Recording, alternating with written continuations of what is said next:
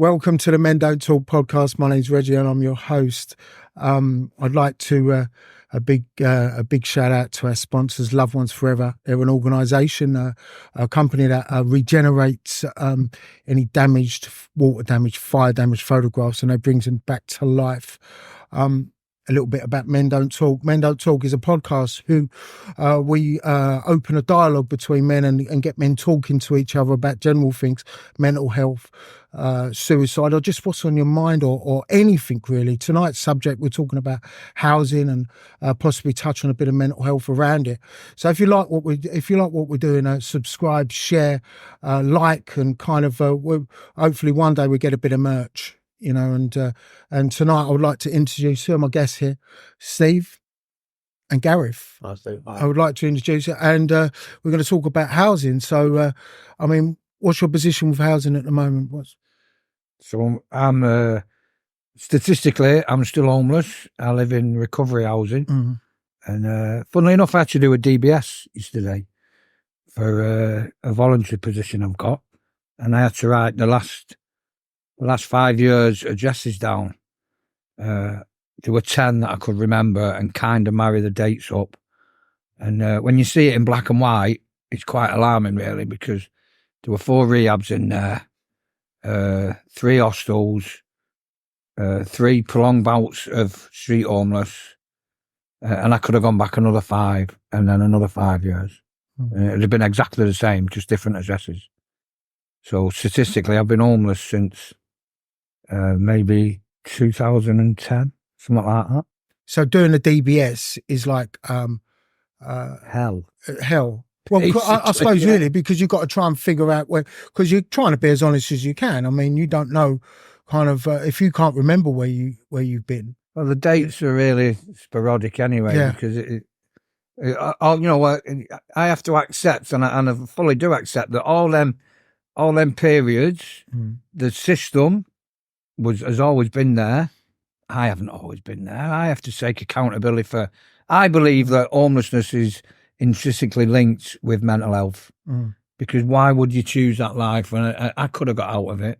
I could have done more. I'm not saying I shouldn't say I could have got out of it, but I definitely could have got improved. I could have improved my conditions, but I didn't. Are you talking about mental health and addiction, or just mental health? Oh, I think for me, the fact that I've chose when I've been in recovery housing, like I said, for about 15 years on and off, and I've been in some really nice places. I've been in some shit places and all, but I've been in some really decent places. So it doesn't matter if it's that good or bad or indifferent for me. I think the fact that I can be sat in a nice warm room with people that are caring for me and still think, fuck this, I'm going to use. I think that's mental health. Oh yeah, definitely mental health. But in linking it in with homelessness, I think I do. Yeah. So say the day you go on the street, the longer you stay on the street, I believe your mental health will deteriorate, and it gets to the point where your motivation goes. Yeah, and that's it's not a. There's some people do choose to be out there, and some people don't choose to be out there. Some people are out there because what we were talking about earlier on, they haven't got a local connection where they're scoring, where they're begging, where they're stealing, or whatever. So the system doesn't allow them to come in, and they just get entrenched. And in the end, their mental health is so bad that they just can't face going into hostels or into the system, as they call it. Do you get what I mean? And in the middle of all that, of that time span that I just explained, then I got a job for shelter in Manchester, and I used to do like presentations and to local councillors like Andy Burnham when he first came up to Manchester, talking to him and that. And I was trying to make so-called regular, law-abiding, functioning members of society understand the fear behind it all of that. Because like you rightly say, Gareth, when I'm entrenched in homelessness, the fear that comes on me for me to go and stand in a line at Manchester City Council, declare myself homeless, go through all that, how would you make someone understand that side of it? Do you think there is a link between addiction, homelessness and mental health? Yeah. You know, It's all entwined. it's all entwined, isn't it? Personally, I can't. I've never been on the street and not used, but I know people that do. I work in homelessness. So I manage 2 hostels in Lambeth, and I don't think I've got one single client that hasn't got that combination of support needs. What you just said. So You know what I mean? so really, it's deep rooted, isn't it? It's something that is kind of it kind of goes hand in hand, doesn't it? You know, like obviously, if you're, you know, you spoke of people being out on the street. I've spoke to some people who have turned around and said to me they don't use. You know, when they're outside and they're outside a shop and you buy them a sandwich or something like that, or you buy them something. You know, all that stuff, yeah. And then someone turns around and I ask them, like, I'm in addiction. I kind of surrounded by addicts, and kind of what it is. I speak to these guys and these girls, and I say to them, do you use? And they go, no, I stopped using years ago. And I know full well by their whole demeanour that there's no way possible that you're being, and the thing is, being honest is a thing. So if we take the demeanour away, it's like, how many people do you know that want to sit on the floor in the freezing cold, they don't, asking people for spare change? Exactly. If they haven't got a desire, a motive, a desire to buy drugs or to get something. Exactly that. I know the benefit system isn't the greatest, but you can get by. The benefit system is the greatest in what way? Isn't it great that, like, obviously, you know, if someone's got no money from benefits, they're going to get money. They ain't going to get the money they want to use with. So, you know, so they're going to have to find another way. So that's what I'm trying to say to you. The only way, not the only way, but one of the only ways you'd sit on the floor and asking people for spare change is if you've got an addiction. Because London, we're very privileged to live in London when you're homeless and you're disenfranchised, because you won't be hungry in London. You won't be. It's impossible to be hungry. There's so many soup kitchens.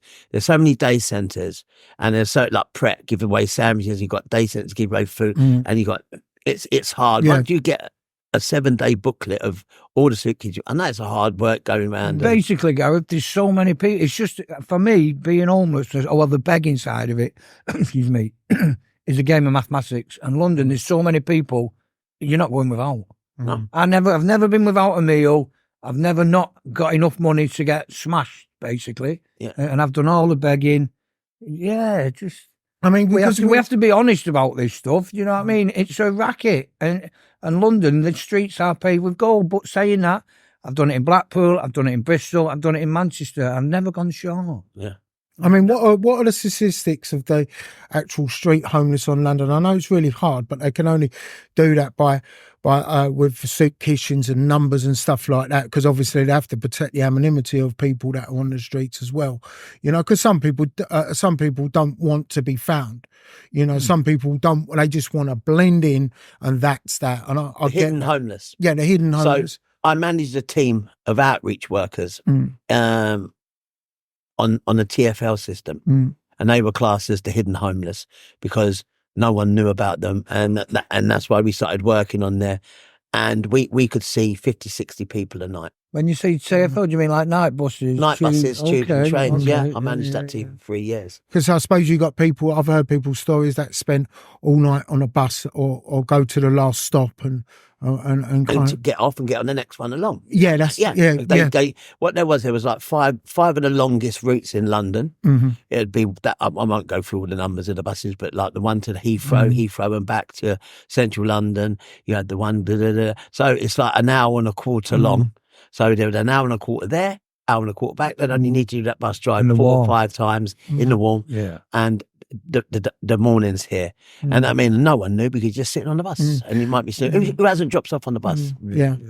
I mean, what I mean, you got organisations like Streetlink as well. They, like, really, you know, that's enough to do your nutting anyway, you know, because I felt that at that particular time, they was just pushing me about, and all I had on my mind was, I never asked for help a year before that. I've always gone to work, paid my taxes, run a business, I've had a house, I've had that, and I'm waiting for this operation, and from a shoulder operation, I broke my shoulder, fell off, it just all went wrong.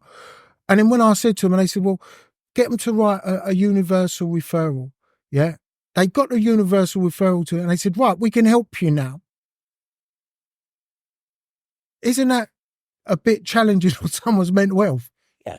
It is. It is a blatant case of that. But there's loads of external variables that contribute to them kinds of attitudes, isn't there? I think it's important to recognise that it's not just about Steve turning up at a mental institution or at a rehab or at Thames Reach or at a local borough. They're inundated with that. There's a bigger thing going on.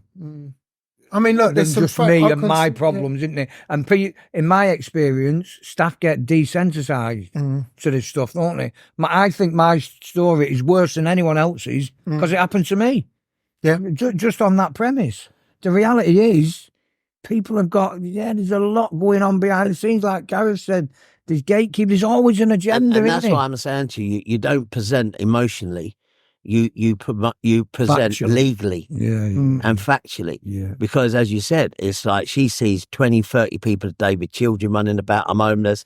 My husband's beat me up. My boyfriend's beat me up. My girlfriend's beat me. Whatever the situation arises, she sees it day in and day out. And 90% of them could be lying. 90% the next day could be telling the truth. So she looks at them all as lying. Yeah. And you've got to prove to me that you're telling the truth. Most people... Do you get what I mean? So it's for you to sit there and present emotionally, but you've also got to present factually. You know what I mean? Because they can argue with your emotions, but they can't argue with facts, and they can't argue with law. I went to see my MP, and I think it was Joan Ruddock, Dame Joan Ruddock at the time, and I had this letter, and it had a stamp on it, and every time I went into meeting, I just put that on it. I put everything there. In the end, I had to look at it like that, and then I ended up getting a place.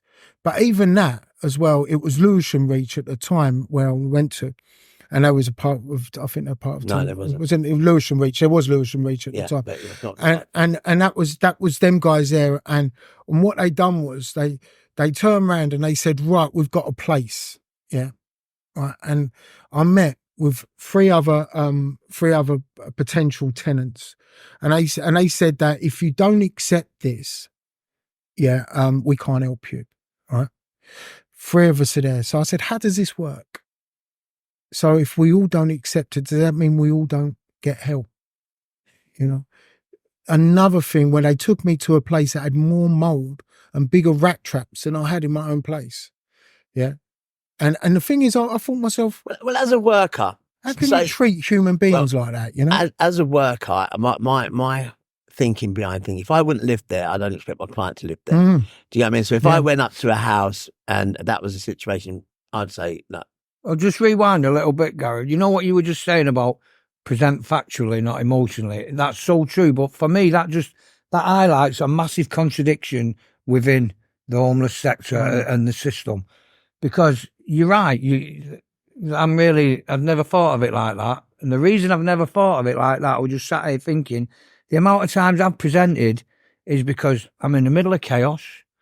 I'm in a heightened state of emotion. It's very difficult to think like that, to think straightforward. And you are right, but how do you overcome that? Because even if I was going I'm sure you've represented people. I know you out of this system. And I'm sure that people have been stood next to you, very similar to me, either off the nut, screaming blue murder, lying, talking through their arse, out of desperation. I'm not judging. I'm one of these people. It's very difficult, isn't it, to put order into that the heightened state of utter chaos. So the way you kind of do take control of that situation, I would take control of that situation. I would present and say, this is the situation my client finds himself in. He's going to give me consent to talk on his behalf. Is that correct? On her behalf. So do you think... So I take that heightened emotion out of it. So then I will then feed... That heightened emotion will come to me. You think then I will present that heightened emotion factually. So there could be something like a advocacy for homeless people. That would be a really... That's what an outreach worker is. Yeah, but how many go to that? How many understand it the way you understand it? Because I've never experienced one of them. Well, and that's someone's job, so they should be doing that. But then sometimes you're right, it doesn't, because people do feel I suppose really that's a lottery about who you get though. You know, if I would have had someone like you in my corner, at that time, you would have done everything in your power, and it also as well in my rights, legally and and regardless of what I was feeling. But the thing, you've learnt this. So the thing is, well, if you've learnt this, I mean, it must be really difficult to get a whole team of people. It's impossible. Working on the same page, So I mean, you would think that what you're doing. Sure, they are out there, So you go to the housing. You might one day go to a woman that's absolutely fantastic. She'll go all out to help you, and I'm going to make sure I help you by the end of the day. You might the next day. And that you might present with another person who's a little bit indifferent, and she will help you, but not that bothered. And another day you might go there who's like, no, I can't do it. It's not happening. So you've got all different sorts of people working in the housing organisation. You have all different people working in the homeless sector. So one day you might, I'm just talking in general, one outreach worker might go all out all the time, blah, blah, blah. And you might have another one that's kind of semi-motivated or just new to the system, just learning the ropes. So that you have a variety of different people there. You might have some with live life experience, someone with not live life experience. Someone with live life experience might be able to relate that little bit more and might push that little bit further. Do you know what I mean? So what got you involved in? I mean, what got you from homelessness, or what got you involved in housing and doing it the way you're doing it? Again, I had a lifetime of addiction. I had double figures in homelessness, hostels, street homeless. And when I came out my last homeless hostel, I'd never worked in my life. I'd never ever worked in my life. And the service that took me on board after I got my own flat, I volunteered for them, and it was and I'm still with the same organisation. It was just that's the only thing I could do. So I mean, this is obviously a valid question. Like you got clean, then you become responsible. Yeah. You wouldn't have been responsible if you wasn't clean. Well, the thing is, never have been. Oh, yeah, exactly that. The thing is, you're right about we become responsible, but I mean that's a massive fucking journey. We've been discussing homelessness for about half an hour, and we've only talked about street homeless. There's a much bigger picture. And many more problems, isn't it, that go on? There's different variables of homeless. My type of homeless was sofa surfing. Yeah, I'm homeless now. Accommodation. I'm homeless, and there's a lot of stress involved in all that stuff, and looking to the future and worrying, and people. This affects people's. I believe this affects people's ability to act responsibly, and that's how you get stuck in the cycle. If you haven't got a secure tenancy. Your class is homeless. Yeah, me. So, if you haven't got like an assured tenancy, if you like living in hostel with a license, I could ask. Do you know as well if someone comes out of a residential rehab and they go into one of the move on houses, and they wasn't homeless to start with, they wouldn't get a place. Wouldn't be they would find it not. Yeah, so going back to that being in the move on and see that causes another dilemma when a man or a woman is insecure about their roof over their head, the tenancy. Yeah, the tenancy. It does your head in, that whole thing about kind of. Getting a Section 21. I know they stopped with a lot of that with a Section 21, but you've got a lot. Always caveats to that, though. That exactly. You get what I mean? There's always that the government like to say we've stopped Section 21, but they'll leave a couple of caveats in the the landlords can use. They can only issue a Section 21 if they're. Yeah, that's what they'll be doing. Even with Section 8 of the Misuse of Drugs Act in the home, if you use cocaine in your bedroom. Yeah, there's nothing. Your screen's just gone off. If you use cocaine in the bedroom, if you use cocaine in your bedroom, there's nothing you can do about it. But if you there's different things, like say smoking weed, and everyone smells it, that can be under the Misuse of Drugs Act of Section 8. And there's certain things that they've kind of put in there. And it can give you calls to search. That's right, calls to search. And it's like things like that. I mean, anyone who is insecure about where they live, it does you nothing. Yeah. And I think from my experience, when my experience was on, and I said, well, why can't you give me a place? And they said, because of immigration. I said, okay. My mate, he comes from Barbados, and he got told exactly the same thing as me. Yeah. And they said, well, and he goes to me, so it's not a black or a white thing. It was at that particular time they was going, well, I'm seeing people come in and really trying to do a good deed for someone. I think you ain't getting nowhere, mate. But that's just a political agenda to the rhetoric of it's immigration. Yeah, I think that's absolute bollocks. Well, I think so as well, because the reality is that there's not enough projects for social housing, and when they build private properties, they're supposed to. Is it 10%? They're supposed to do. I doubt they don't. They never hit them quarters. I doubt if Lewisham's 10%. They never do. They never have done. It's just more rhetoric to say. What part of Lewisham is 10%? With all them new ones. None of them are. Mate. None of them are. Across the country, it's not. It's not. Special for London. That's every fucking where. I think this isn't an exact number, but when they knocked down the A gate in the Elephant and Castle, say there was 1,200 council properties in there, and when they knocked it down and rebuilt, I think they issued something like 100 of the new properties to social housing. Yeah. So there was, say, 1,200 originally, replaced by 100.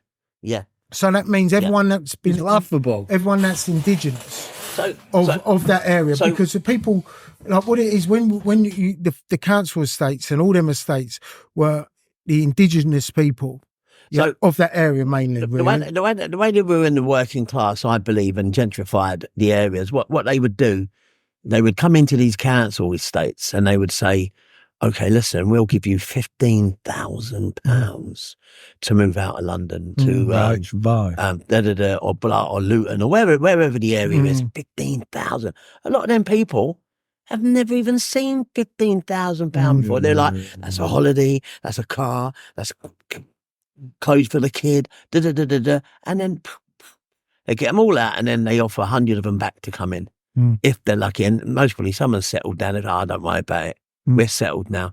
You know what I mean? And they offer that, and then when they sell the house, the flat to you or to the person who's buying it, they'll just chuck another 15 grand on top of it and claw back their 15 grand, what they've given that working class person to get out of there, as you said, their area, their culture, their whatever. You know what I mean? And that's what they do. And then the whole area changes. It does change. I mean, look at Peckham. Look at Old Peckham, where that used to be. That used to be a hive of activity, always crime ridden, and they kind of gentrified the area, and a different demographic of people move in. The schools change, and you get a different type of people that have, and they've all come. They've all afforded. I mean, it starts in areas like Dulwich, worked its way out, and now it goes to Brooklyn, and it's going to Catford, and I don't know whether Catford will ever change, but Lewisham's meant to be the next one. But what happens is the core of it becomes too expensive because it's already been bought by the ultra rich, and then it'll go to the next bit because that's concentric circles are created. This is true. And then they buy that, and that becomes just as expensive as the circle. So really, and they push it just goes out. They push people further and further away from the place of origin. Yeah, and then what that does, it disrupts communities more and more. Crime gets. Then you have no community. Exactly. Well, crime gets scattered about to be replaced by just different people doing different crime. What they've done with Lewisham Centre. Lewisham Centre, I mean, I don't know whether you've been there. The market's fantastic. Yeah, like the street market's really good. I mean, you've got a bit of food there, I'm not sure I'd call it fantastic. Well, I would call them either. Well, it's subjective. It's vibrant. It's vibrant. Yeah, it's vibrant. And the thing is, I think that's vital in a community. But the thing is, when you had like that Cheeseman's and all that, remember they used to be there, and all them shops, they used to have all them there, and they've all gone. And then they build them new flats across the road. All them people in them flats across the road don't go across to Lewisham to shop. Yeah. Especially not their market. No, they don't. They don't go across there. So the thing is, they don't even come across there. So what they're going to do? They're going to knock down Lewisham, that bit there, you know, that's their proposal, to knock down that, and then they're going to redevelop it. And I'm all with redeveloping areas, but what it is, anyone from Lewisham who comes from Lewisham won't be able to buy that because it just pushes them right out of the game, you know. And who's got £150,000 sitting in their bank who lives in Lewisham? Not me. Exactly. Mm. So that's what you need for a basic deposit nowadays. Yeah.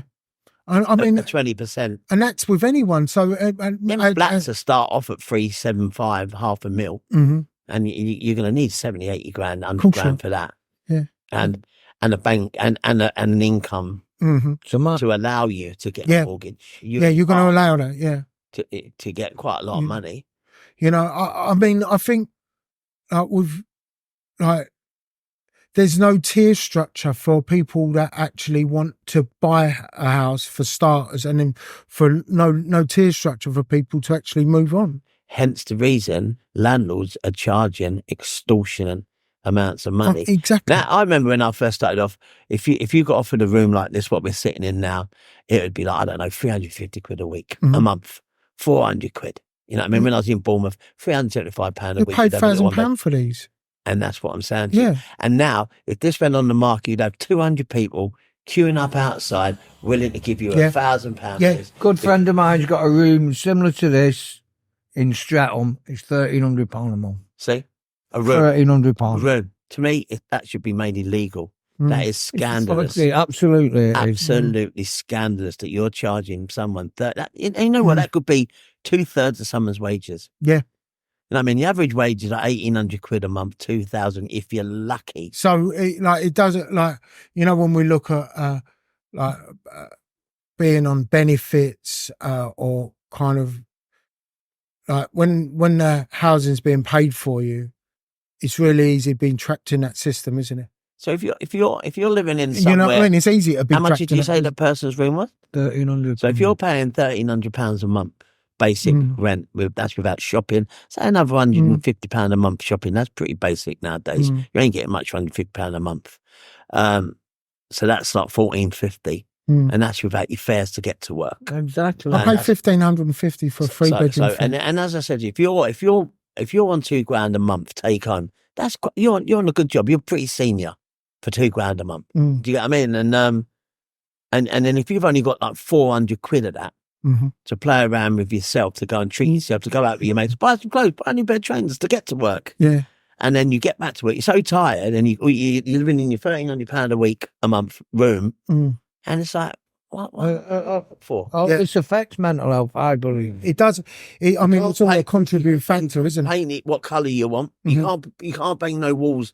Don't put no pictures on the walls. No, exactly. You can't do that. Keep your noise down, as you will be at, and you've got that insecure kind of tendency again, because if you do make a little bit of noise, if you do like your radio up a little bit, or you do like a radio station, or a vape, or whatever it is, whatever's you're back into an insecure tendency again. Yeah. So you're living like a scared mouse in an insecure tendency, paying £1,300 a month. Like one of my friends, she was like just living in Brixton. He come in and went, doubling you the rent. Do you want to stay or not? Yes. What can you do? Literally, and they all had to move out. And then he's gone in, spent 10 grand on it, painted it up, put some little extras in, and now he's charging double the amount. That should be allowed, and getting it. Yeah. There's huge people queuing up to get it. Yeah. It shouldn't be allowed. It shouldn't be allowed. You know what I mean? And that's the bigger problem, isn't it? Yeah, I mean, the apathy towards that. There's like, as I say, there's no the only way. I mean, I could have got a place at that particular time I was going through is going down a mental health route. You know, which when you think about it, it's a massive. I've got to go there and pretend I'm a little bit doolally. It's a massive drain on services. So no borough's any better off. It's just that this pot is saving money on that. That pot's got better statistics on this. It like Gareth said earlier, it's the working class that suffer at the end every single time. Well, I mean, we do suffer with food, fuel, everything. Everything. You know, we were just talking about them Jaffa cakes, how they've shrunk. But we do. That's all we do. All we do is sit doing fucking podcasts talking about it. We don't actually take any action. We don't unite because we're so fractured. because we buy into bollocks like it's the migrants' fault, it's the people on the boat's fault. It's all bull. There's no way it's people on a boat affecting a Jaffa cake.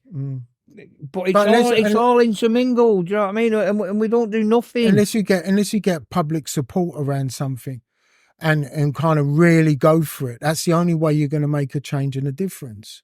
But all the time that you're not, I mean, look what it is. If you're talking about people that are in power and stuff like that, if you don't vote, it goes to the people that are in majority power anyway. So vote to the opposition if you don't vote. Yeah, exactly that, yeah.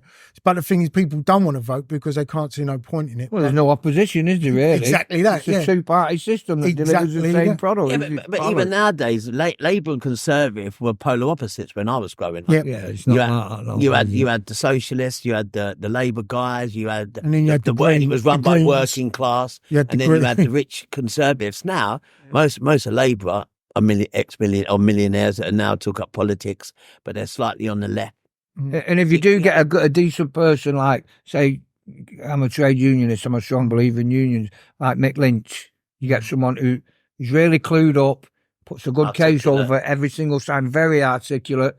He just gets destroyed on every platform going. Yeah, factual base. And they just get, because the ideological state apparatus is so fucking big, and we buy into it so much in this country, you don't stand a chance. But it is as well. You've got one man saying what's the truth, and you've got 10 men calling him a liar. Yeah, exactly. Right? Yeah. So in on many end, platforms, the 10 will be believed. Yeah. You know what I mean? And then he will become a conspiracy theorist. Yeah.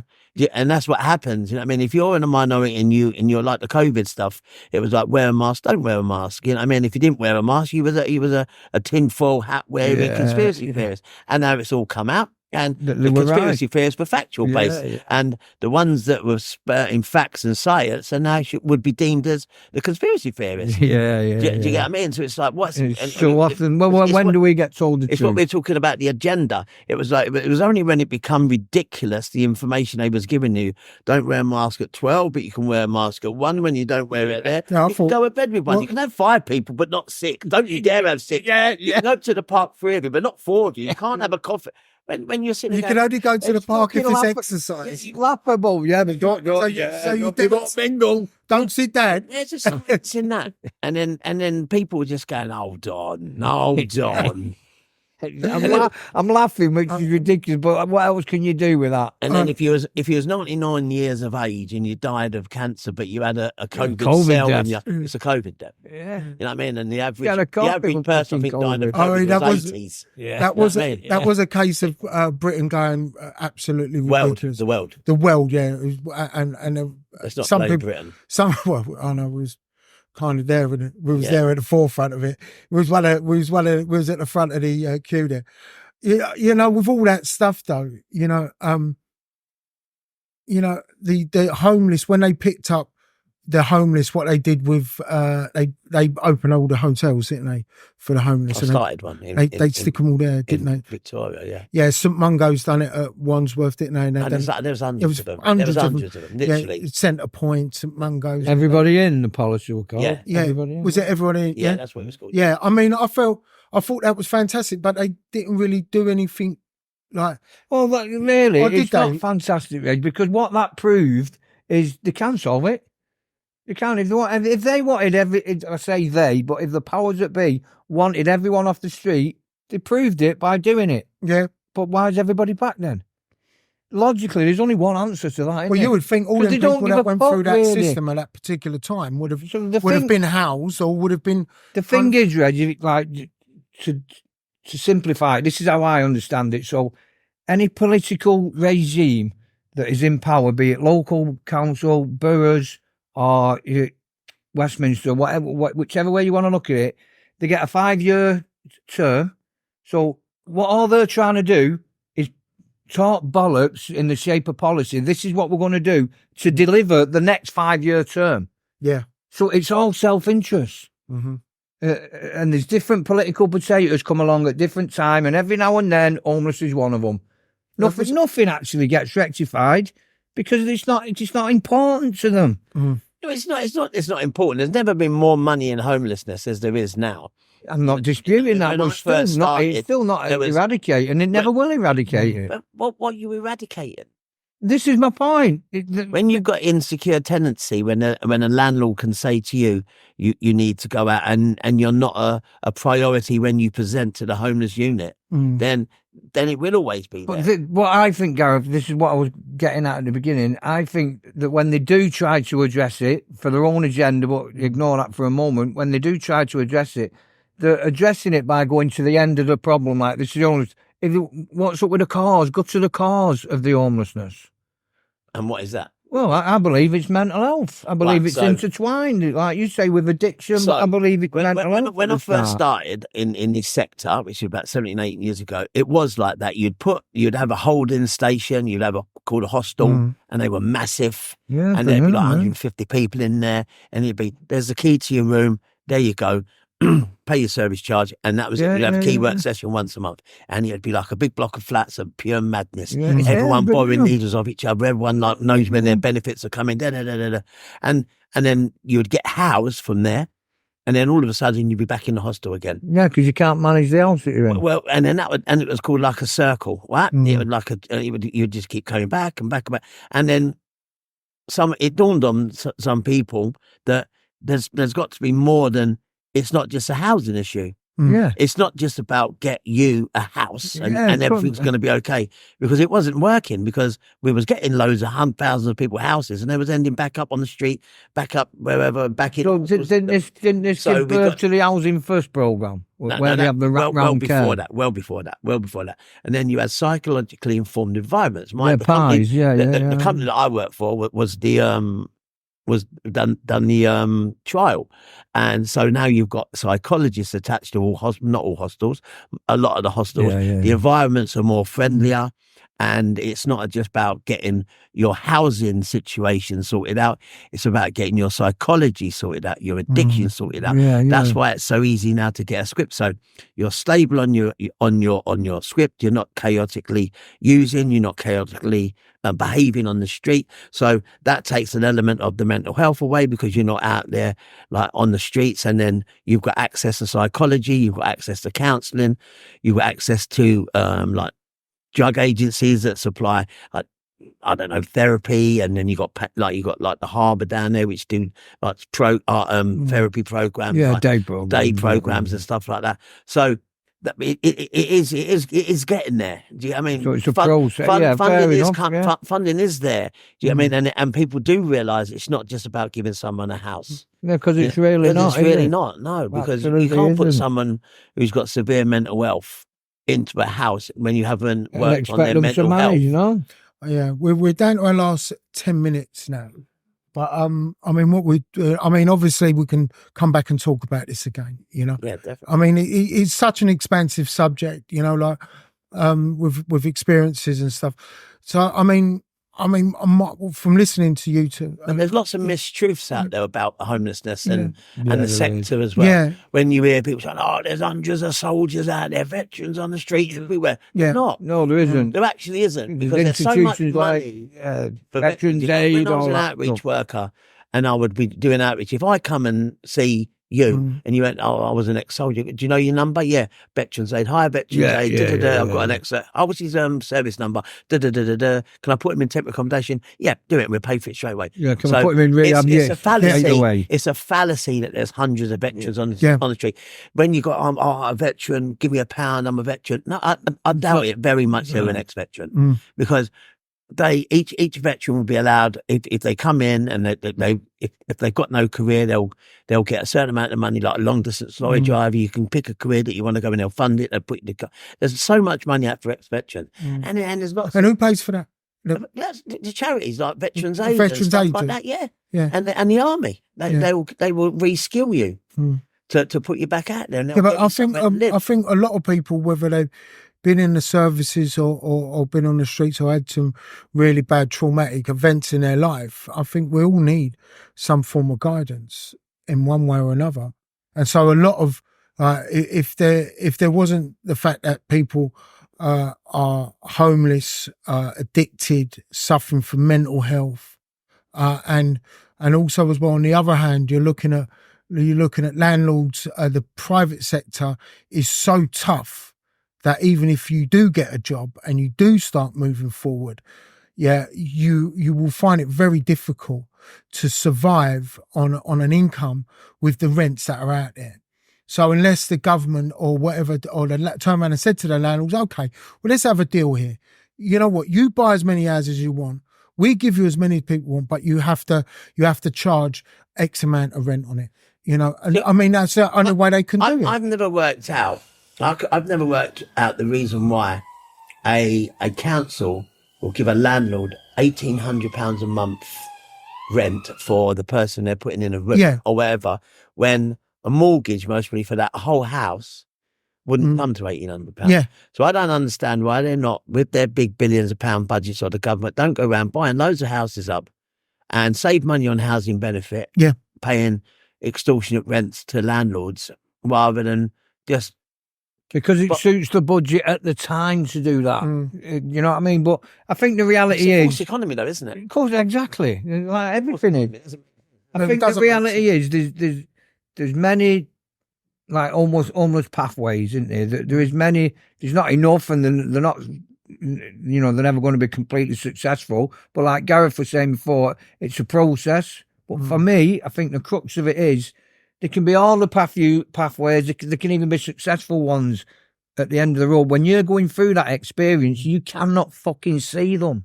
You can't see them, can you? No. It's difficult to step out of the madness, my own, and say, oh, this is what I need to do. Or if I've got an advocate, it's difficult to take on board and follow that lead and that direction because it's fucking graft out I felt there. invisible. Yeah. I felt invisible. When I was doing that. All of it, but that's part of it, I unfortunately. I was a guy that used to earn a lot. Well, I did. I earn well, but the thing is, I come out of earning a decent bit of money to going on to £92 every fortnight. Yeah. Having my housing paid for, I've got gas and electric that was 30 something quid a week. You know, I'm ended up with nothing. Yeah. And the way it made me feel was, how on earth could people do this and be happy? You know, with an addiction as well, grafting for an addiction with the doctors giving you multiple amounts of tablets because I'm depressed. Well, no wonder I was depressed, you know?